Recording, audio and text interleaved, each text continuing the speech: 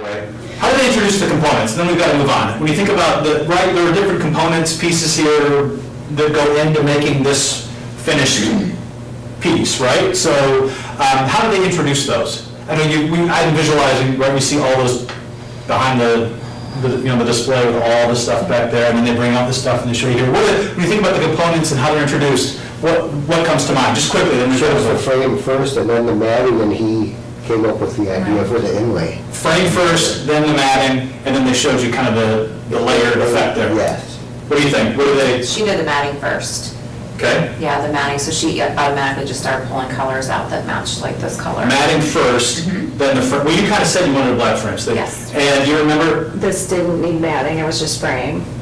Didn't need matting. This already had this picture has this, so it's just the frame. Okay. How did you make there's one component that we're not talking about, which is this piece.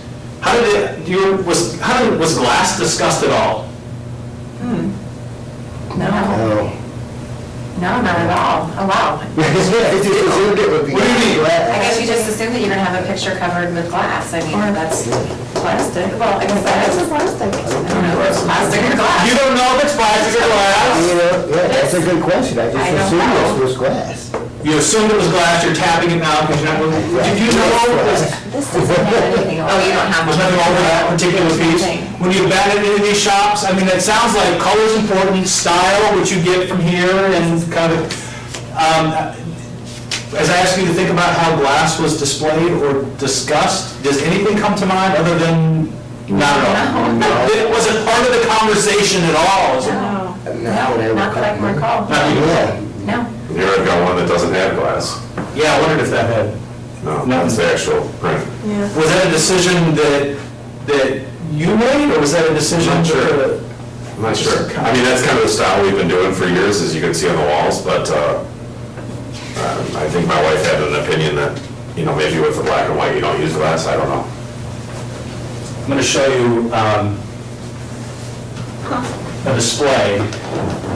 And so you imagine you're in a store and you might see, so this is, I have two of them because there's a front and back.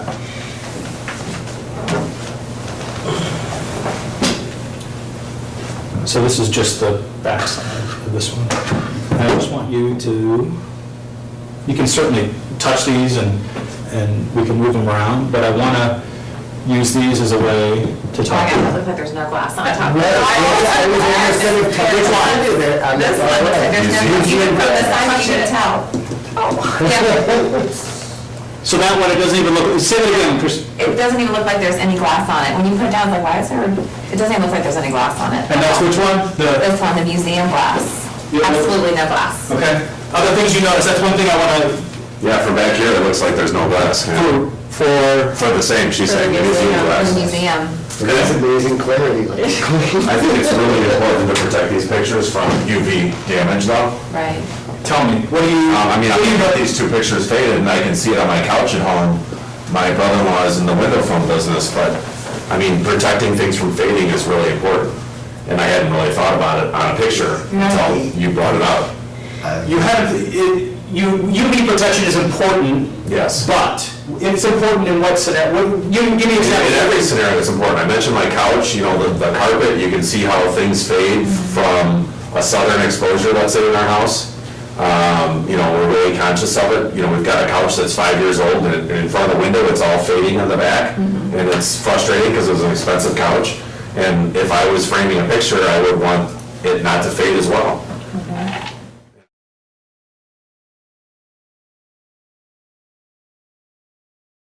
Let's go ahead. When I went and got my pieces custom framed, they said to me, and I love the guy who did my framing, but he said to me, so we've got this choice in glass, and this choice in glass, and this choice in glass.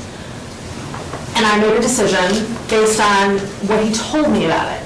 But the vast majority of people in the world are visual. And if I had seen this, I would have gone with the museum quality glass. Why? Because of all the things I just said a moment ago about my reflection and the 3D-ness of it and the details of it and all of that stuff, because you can so clearly see the difference. Whereas if you're just saying to me, so we've got this conservation clear glass and, it protects against UV, and it protects your art from fading, and then we've got this museum, and it's, $10.99, let's say. And we've got this museum glass, and it's also 99 UV protected, and it's got really great clarity, and it's $20.99, let's say. I'd be like, wow, I don't know, it's just some origami that my kid did. And I would probably go, I'm thinking, I'm gonna save $10, or whatever the price difference is. Because, I can't visualize the difference. But if you see it, you're saying. But if I see it, I'm immediately, you haven't even told me the price, I can read the descriptions, I can see the difference with my own two eyes. You haven't sold me anything. And I say to you, I want the museum quality glass. And you say, okay, it's $10 more, and I'm like, so what? The difference is priceless.